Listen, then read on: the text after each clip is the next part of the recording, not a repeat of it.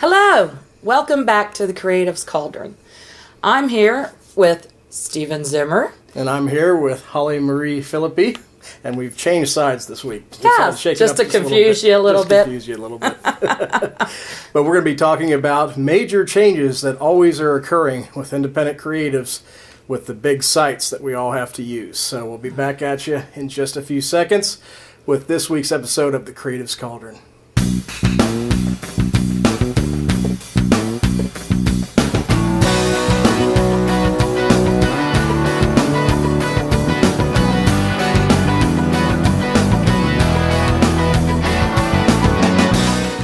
Well, welcome back. And this is, of course, episode number 7, and that's a little bit of a milestone, lucky number. 7-star press, you know. 7-star press. Stephen tends to like 7. Yeah, tend to like that number a little bit. But thank you very much for watching our last episode, and great comments. Sean Hastings definitely really appreciated the long comments that you gave us on our page. Keep them coming. Yeah, keep those coming. Keep those coming. We read them, we respond to them, and we love them, and it helps us develop better shows. And this week we had something timely happen that we definitely want to kind of cover in the course of the show, and that's big sites are always changing things for independent creatives. Yes. And the latest thing was, you guessed it, Goodreads. Goodreads fiasco. If you haven't heard, well, you will now. Yeah. You go, and if you want to look at the article, we'll actually put the link down below. I'll have Stephen put the link we'll put it so you can read it to yourself. They also have a blog. You can go to the Goodreads blog section. That's where I actually found the article after it was mentioned by Joanna Penn, who is a fantastic YouTuber, podcaster. I really encourage you to check her out. She's very insightful as far as creative stuff. But the point being is now the Goodreads wants to charge to do giveaways. To give away your book is going to cost you either $199. $119. Oh, $119. $119. It's about the same difference. Or what is it, $5.99? $5.99 for the premium That's package. the premium service. Yeah. So if you want to give away your books, that's what it's going to cost you. Not including you're giving away your books. These aren't ebooks. These are print books. Yeah, the cost of the book, the shipping, and everything else is not included in that, of course. Exactly. And you are right. You're thinking, I think, the $200 range, because I was using an example of an author wanted to give away like 5 books under this new system. It would actually cost them close to about $200 once you factor in the print cost, the shipping cost, and the $119 fee, which covers, I think, up to 100 copies of giveaways. And most independent and self-published authors, that's a big hit. Because frankly, a lot of them are working day jobs. They've got families to take care of, and at the end of the month, they may have only $50, $60, $70 that they can scrape up to spend on a little promotion like a giveaway. And so this is going to have a very detrimental effect on a lot of authors. It is. Because the giveaways were always a good way for new authors to expose themselves.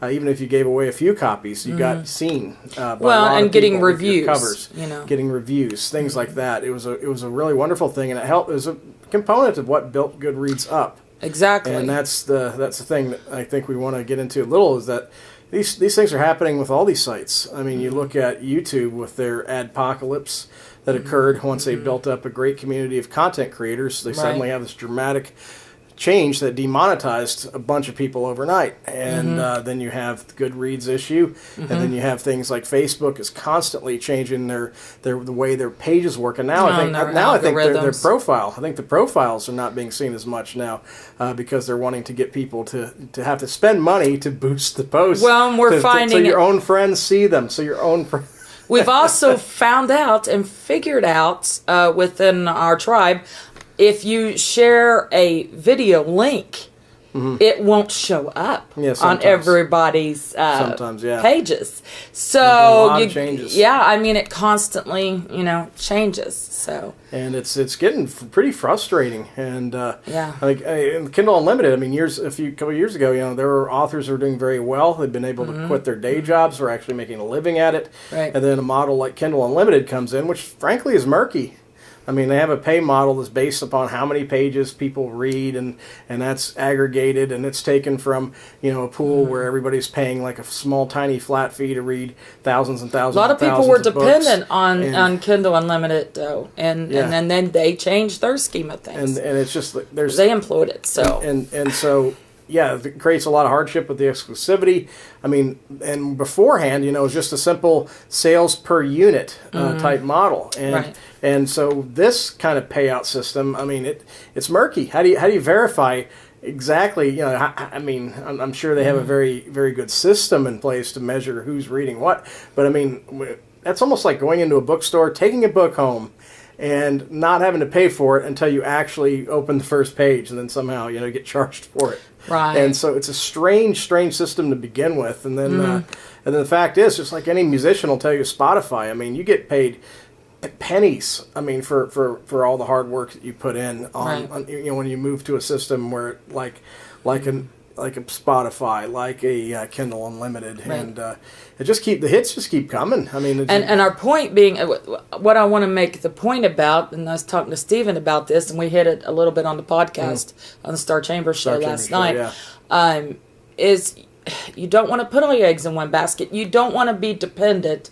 on one avenue for your ads, or giving away your stuff or promotions or whatnot. You do not want to get dependent, because if you do, you could wake up one morning and the rug is literally pulled out underneath you, because you cannot control these sites. You don't have any control of these sites.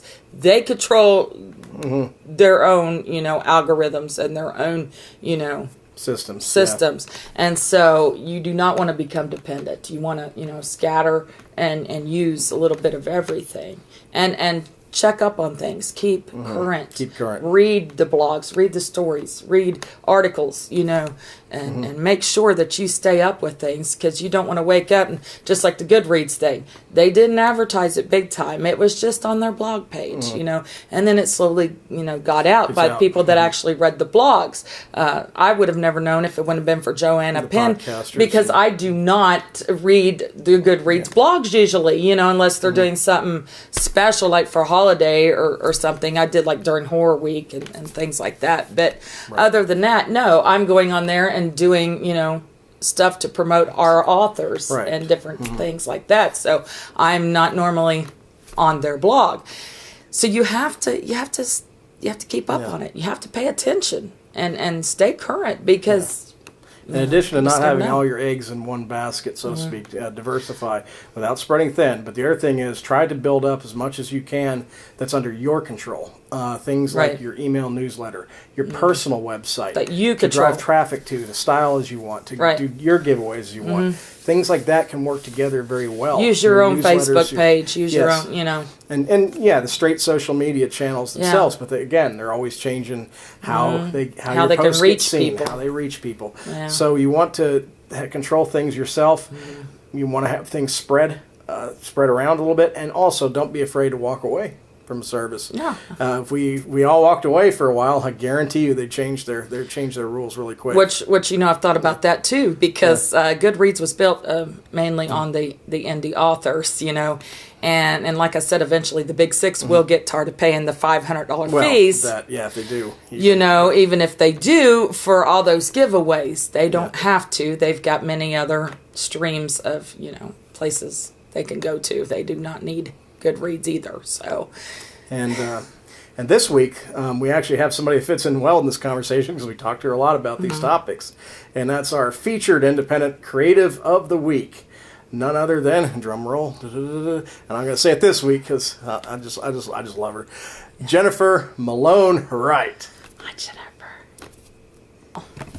Stephen, do you want to start this out? Yes, I definitely do. Jennifer Malone Wright happens to be one of my favorite people around. She's a brilliant author, and she's actually got a lot of books out there, a lot for you to check out. And she writes stuff that you like, vampire stuff. Yes, she does. Yes, and Keeper Under Fire is her latest.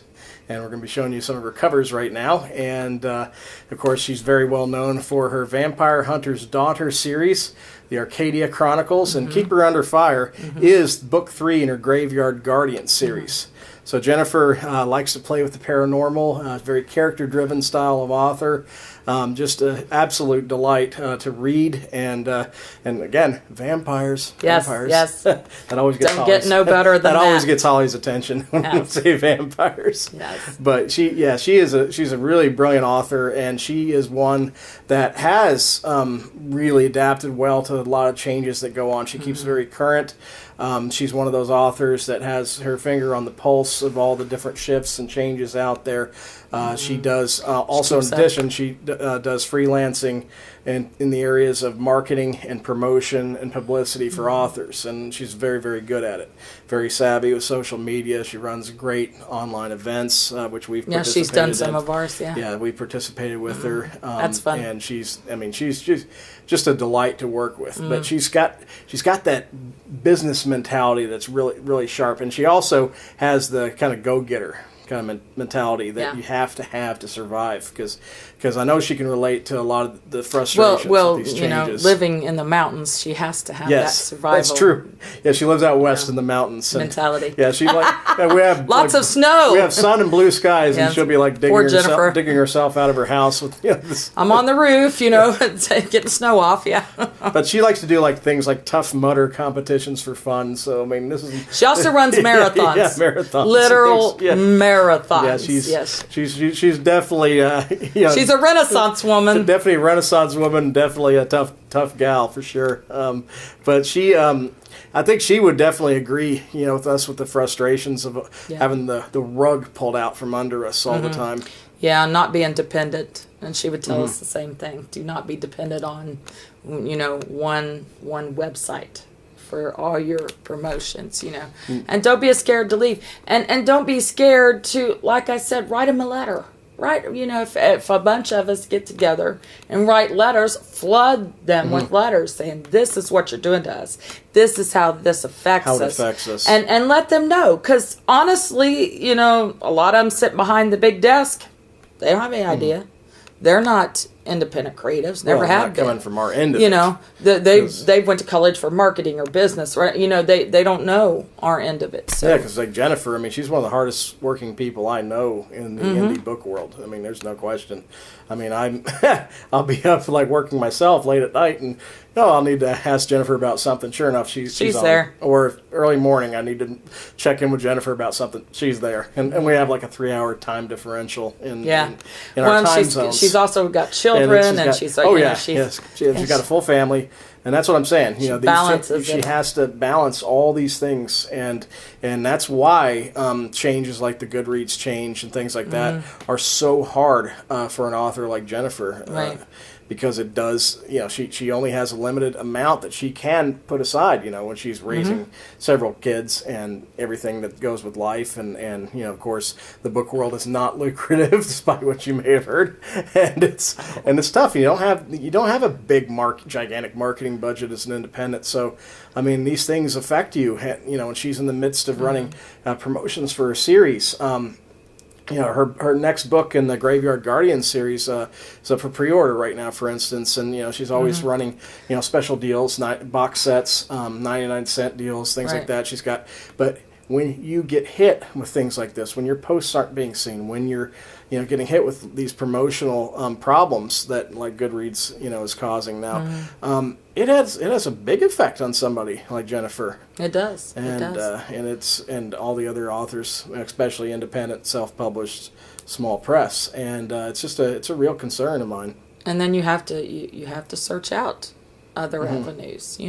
Yeah. Make sure that you've definitely got some other choices. Yeah, and don't be afraid to work make together. your own choices, Like he was saying, don't be scared to walk away and, build up your newsletters. And newsletters used to be very efficient. And like a lot of successful authors that we know personally, it used to work really, really well. And some of them still say they believe it does.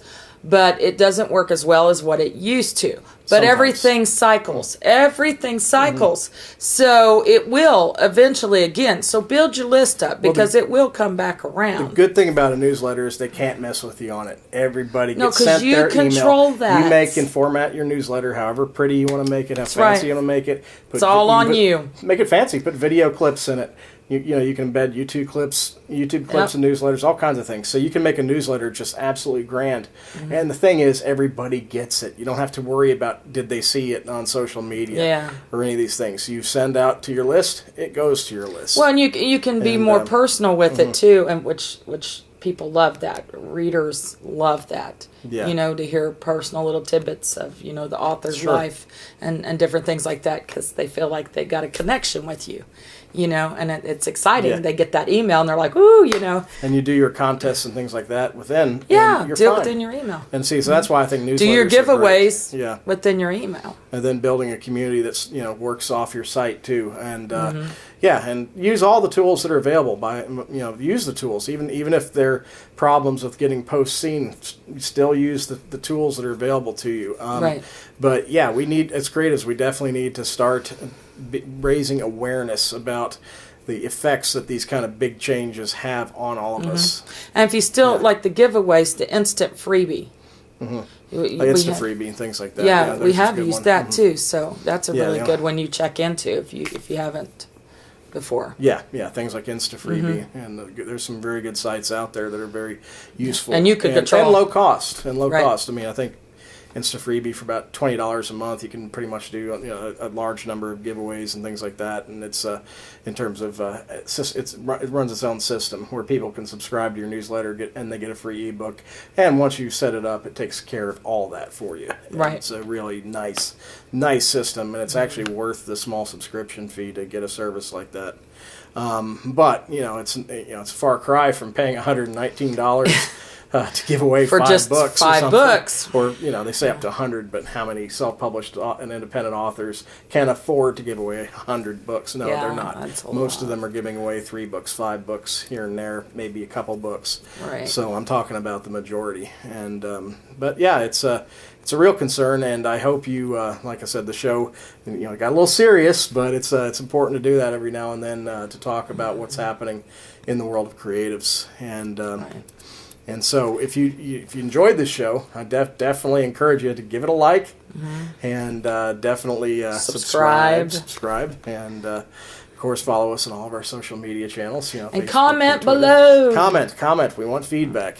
Give us your thoughts about these patterns. With Kindle, Facebook, Goodreads. Tell us what you think in the comments below, and we'll respond. We always do. If you see us, we always respond to the comments. If you have good ideas about other avenues, or other recommendations. Recommendations. Yeah, let's start a conversation and get some things going as independent creatives. Definitely. Yeah. But next week we'll be back at you with another episode of the Creatives Cauldron. So it's bye for now. See you then. Take care.